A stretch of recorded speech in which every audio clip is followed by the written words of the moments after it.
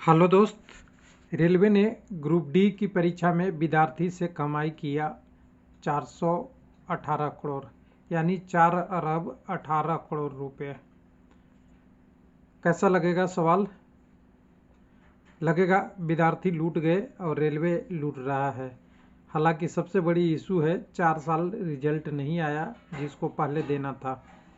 सबसे बड़ी चीज़ तो ये टाइम है और पैसा तो आते जाते रहेगा और इसका हिसाब भी हम देंगे आपको, क्योंकि हम भी एक रेलवे परिवार के व्यक्ति हैं। तो थोड़ा सा समझेंगे कि ये पैसा रेलवे कितना कमाया, कितना नुकसान किया। और इसके साथ साथ राज्यसभा में जो प्रश्न दिए हुए पिछले लास्ट 10 ईयर का और लोगों ने टेलीग्राम चेयर पर शेयर किया है मेरे रेलवे लाइव पे, उसके आधार पे मैं ये बना रहा हूँ वीडियो। लेकिन अब बहुत चीज़ें हमें बहुत मालूम नहीं होता। हम स्टूडेंट हैं या एक बाहर के व्यक्ति हैं या यूट्यूबर हैं जो रेलवे में नहीं रहते, उन्हें नहीं मालूम होता। लेकिन मैं तो रेलवे का एक एक चीज़ जानता हूँ कि कितना परीक्षा से कमाई होता है, कितना लॉस होता है और कितना पैसा फूंक देता है रेलवे एग्ज़ाम कराने में। रेलवे की तो अब सेंट्रलाइज वैकेंसी हो गई, थोड़ा सा राहत है। नहीं तो सिंगल एग्ज़ाम होता था तो क्या हुआ करता था, कितने पैसे खर्च होते थे मुझे पता है, बेकार चली जाती थी बहुत सारी चीज़ें। तो चलिए एक एक करके डिटेल में समझेंगे। हमारा काम है टेक्निकली समझना। उससे पहले एक छोटा सा वीडियो छोड़ दे रहा हूँ, उस वीडियो को देख। टेंडर का वैल्यू क्या है पता है? 3 अरब 69 लाख 69 करोड़ 3.69 अरब इस एग्जाम कराने का टेंडर है। उम्मीद है आपने वीडियो देख लिया होगा, उससे एक चीज़ मिला होगा, उसको फिर एक बार और लाएंगे आपके सामने। तो यहाँ राज्यसभा में प्रश्न पूछा गया है 9/12 को और आज ही का डेट है, देख लीजिएगा बिल्कुल, जिसमें श्री राम रघुनाथ ठाकुर जी ने पूछा है 4-5 प्रश्न। कितनी भर्तियां निकाला है, कितने अभ्यर्थी नियुक्त किया गया, रेलवे द्वारा कितने पैसे लिए गए, कितने कैंसिल हुए एग्जाम वगैरह वगैरह सब प्रश्न है। रेल मंत्री अश्विनी वैष्णव जी ने इसका लिखित जवाब दिया है। आंतरिक प्रश्न था जिसमें बोला गया है कि 2012 से जो वैकेंसी थी वो वैकेंसी कुछ इस प्रकार है, सब अलग अलग ब्रेकर है, अलग अलग ब्रेकअप में है। उसमें से सबसे बड़ी वैकेंसी तो यही दिखती है 1,03,769 वाला। उससे अलावा आपका एनटीपीसी वाला भी है 35,381 281 वाला, रिवाइज होने के बाद ये हुआ था। उसके बाद एलपी टेक्नीशियन पिछला 2018 का ग्रुप डी, ये सारा है। कोई भी वैकेंसी कैंसिल नहीं हुआ है, कोई भी वैकेंसी नहीं उठता है प्रश्न कैंसिल होने का, ऐसा बोला गया है। और ये कि 12 से लेके अभी तक 4,81,000 लोगों को ज्वाइनिंग दिया गया है रेलवे में। हमें अभी भी लगता है कि यह कम है, क्योंकि 10 साल में अगर इसको देखेंगे डिवाइड करके तो बहुत कम है। 4,81,000 यानी करीब करीब पर साल कुछ 48,000 यानी 50,000 से कम वैकेंसी।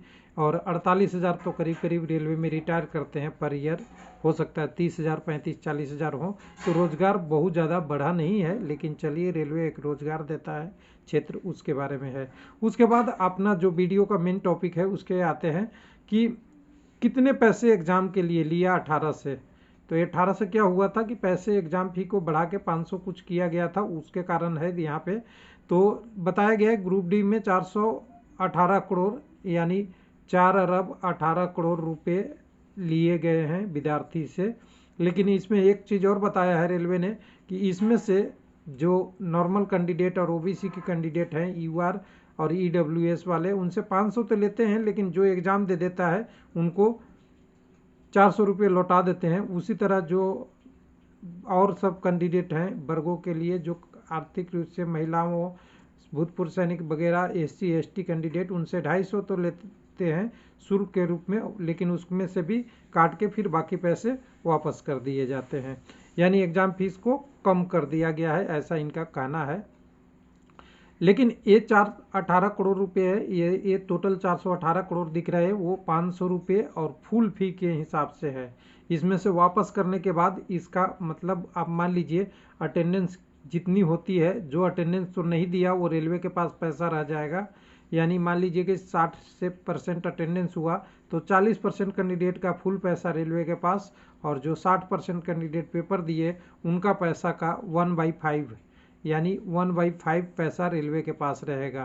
तो इसको अगर आप ब्रेकअप कर लेंगे सीधा सीधा रेशियो में 60-40 का, या 50-50 कर लीजिए, सीधा सीधा 50-50, 50% लोगों ने पेपर दिया, 50 नहीं दिए, तो ये बनता है 219 के आसपास, 220 मान लीजिए लमसम।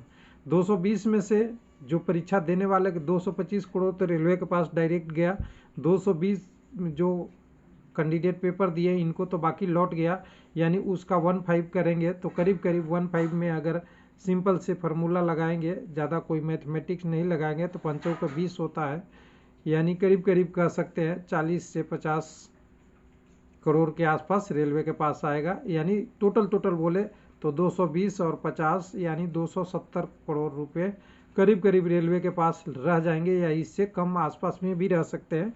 तो रफ आइडिया के लिए मैं 250 करोड़ लेता हूँ। रेलवे को एग्जाम फीस के रूप में कितने मिले?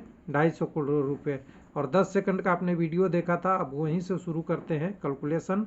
250 रुपये रेलवे को एग्जाम फीस के रूप में मिला। हालांकि टाइम का हो सकता है CBT 1 के बाद पैसा बाद में रिटर्न किया गया, वो टाइम लिमिट तो है ही है। और रेलवे का 4 साल लोगों का स्टूडेंट का टाइम खराब हुआ, ये भी बहुत इंपॉर्टेंट है विद्यार्थी के लिए। लेकिन अब यहाँ पे आते हैं एक्चुअल डाटा पे, वही डाटा जो वीडियो में आपने देखा था।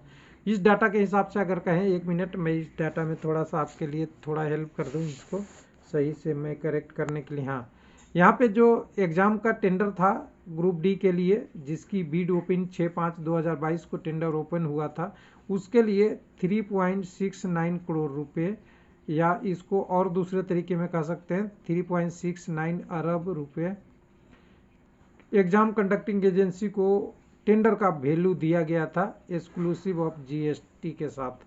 इसमें अगर माइनस बीट हुआ तो माइनस, प्लस होगा तो प्लस रेलवे को देना पड़ेगा। वो सार्वजनिक डॉक्यूमेंट नहीं है, ये NIT का पार्ट था जो वेबसाइट पे IRPS के वेबसाइट पे डला हुआ है, इसलिए मैंने निकाल के कह रहा हूँ। अब रेलवे के बताइए, अब सिंपल सी बात करें कि रेलवे के जो कमाई हो रहा है उसी की हम बात करते हैं। रेलवे का कमाई कितना हो रहा था यहाँ पे? 2.50 करोड़ रुपए, और टेंडर का कॉस्ट है 369। इसमें से घटाएंगे तो 9 और 6 में से 1, और सीधा सीधा कहेंगे तो करीब करीब 100 करोड़ के आसपास तो खर्च केवल टेंडर के लिए है। उसके अलावा रेलवे का स्टाफ वगैरह वगैरह इन्वॉल्वमेंट होता है, ये सारा चीज़ें हैं। हालांकि ये सब मैटर नहीं करता, क्योंकि रेलवे को जॉब लेना है। अगर एग्ज़ाम फी कोई विद्यार्थी नहीं भी देता तभी तो एग्ज़ाम लेना पड़ता, तब ये पैसा कहाँ से आता? रेलवे को देना पड़ता। तो सिंपल सी बात है कि एग्ज़ाम में ये कमाई से ज़्यादा रेलवे विद्यार्थी का जो कैंडिडेट है उनका ये 4 साल बर्बाद हो रहा है। इस 4 साल को सही से रखना चाहिए। और हर लोग आजकल आपको बोलेंगे कि फिर होगा महाआंदोलन, तो देखिए महाआंदोलन अपने चैनल को प्रोग्रेस करने का प्रोसेस है, मान सकते हैं, क्योंकि रिजल्ट आपको क्लियर है कि PT 1 तारीख से 15 तारीख के बीच में आपका शुरू हो जाएगा। करीब करीब मैक्सिमम RRC का टोटल RRC में रेलवे ने डिटेल दे दिया है, और आपको मार्च अप्रैल में आपकी ज्वाइनिंग देना है। तो लोग सहानुभूति आपको बटोरने के लिए, अपने प्रोग्रेस के लिए आपसे कहेंगे कि महाआंदोलन होगा, लेकिन ऐसा कुछ नहीं है। रिजल्ट कभी भी आ सकता है, और रिजल्ट में क्या इशू है वो टेक्निकली आपको पता है। रिजल्ट बन गया था, बस अप्रूवल के लिए गया था। अप्रूवल होते वक्त जब कल आपने देखा होगा 6/12/2022 को एक नोटिस आया, जिसमें क्लियर लिख दिया गया कि 30% और 40% वाला क्राइटेरिया, 40% UR और EWS का, 30% बाकी कम्युनिटी का, जो कैंडिडेट परसेंटेज में रॉ स्कोर नहीं लाएंगे उनको नॉर्मलाइजेशन करके आगे मेरिट में नहीं लिया जाएगा। कम से कम 30% और 40% लिया जाएगा। तो इसी पे रिजल्ट पे काम कर रहा है कोई। देखिए मैं सीधा बोलता हूँ, कोई महाआंदोलन करे या न करे, रिजल्ट बहुत जल्दी आएगा, और कब आ जाए कोई पता नहीं। लेकिन कुछ लोग कहेंगे कि मैंने आंदोलन किया इसलिए रिजल्ट आएगा। इसलिए कैंडिडेटों को थोड़ा सा सतर्क रहना चाहिए, अपनी पढ़ाई, स्टडी और PT पे फोकस करना चाहिए, न कि इधर उधर की बातों पे, क्योंकि आपके पास समय बहुत कम है। PT आपको लिखा हुआ है clear, 1st and 2nd week of January 2023 में आपका PT है। तो आप इस PT को पकड़िए, न कि आंदोलन को पकड़िए। और आपका PT के लिए थोड़ा कम भी नंबर है तो उम्मीद कीजिए कि काफ़ी संख्या को 3 गुना कैंडिडेट को लेना है। और वैकेंसी आपने देखा ही है कि 1,03,000 है, तो करीब करीब 3 लाख के आसपास कैंडिडेट अगर जाएंगे, प्लस में ही जाएंगे मान लीजिए, तो आपके पास उम्मीद तो है ही है बहुत सारे कैंडिडेट का, क्योंकि अटेंडेंस को कुल मिला के 1.16 करोड़ टोटल फॉर्म भरे गए थे। उसमें से अटेंडेंस 50% 60% है, उसमें भी कम्युनिटी का ब्रेकअप होगा, तो थोड़ा तो है उम्मीद तो है। हाँ, एक चीज़ इश्यू है कि सीसीए वाले कितना कैंडिडेट क्वालिफाई करेंगे, 20,800 कुछ वैकेंसी है, उस पर भी डिपेंड करेगा आपके लिए। हालांकि सीसीए का रिजल्ट आपका पीटी के समय नहीं आएगा, इनका रिजल्ट डायरेक्ट आएगा डॉक्यूमेंट वेरिफिकेशन के लिए। लेकिन आपको ये उम्मीद रखना है कि आपका सिलेक्शन अगर आपने 50% से ऊपर एससी एसटी और कहीं कहीं ईडब्ल्यूएस, सब जगह नहीं है, तो आप तैयारी करते रहिए, चांस है। 60 से ऊपर अगर आपका है तो ओबीसी वाले भी तैयारी कर सकते हैं, और 65 से ऊपर है तो यूआर वाले तैयारी एकदम बिल्कुल उम्मीद के साथ कर सकते हैं कि मेरा हो जाए। हालांकि मैं ये कटअप नहीं बता रहा हूँ, अनुमान बता रहा हूँ कि ये लेवल है, इस लेवल से ऊपर की तरफ ही शिफ्ट करता है। थैंक यू, धन्यवाद।